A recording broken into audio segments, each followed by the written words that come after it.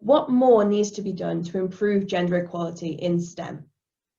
So as I said in the previous question, I think a huge part of it now is demanding rather than proving, and not demanding in a particularly aggressive way, but just, you know, setting that standard and saying there needs to be, you know, proper representation of the workforce. You know, we have everything that we do, every industry has to be representative. In STEM, you know, we're working on all of these different ideas, these research projects that are hopefully going to benefit the general population. So that means that the work population needs to be representative of the general population. Otherwise, how can we make these goals and these research initiatives that represent everyone and that benefit the majority of the population? So certainly, I think in medical research and in scientific research, the research team needs to be representative. We need to have people representing from all ethnicities, from all genders, because if we're making these products and potentially these drugs and treatments that are going to be helping this population, we need to make sure that everybody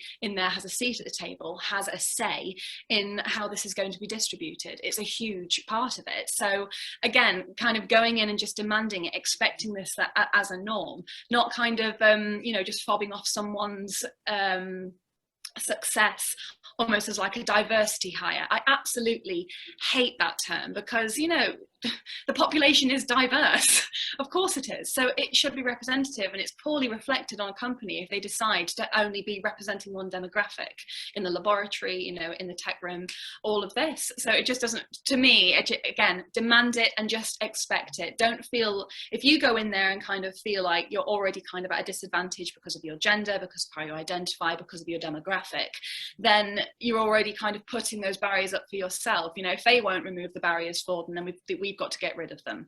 And, you know, we have seen in so many organizations, I mean, I can only kind of talk from the experience like of the European field, but we know that certainly in Europe, only a third of the workforce in science is female, which we do know from various studies that if the workforce is evenly represented with the genders, that the healthcare outcomes are so much more, you know, they're better improved, we get there faster, they're more representative, they're more suitable. So we've seen with an equally represented workforce that the outcomes are better.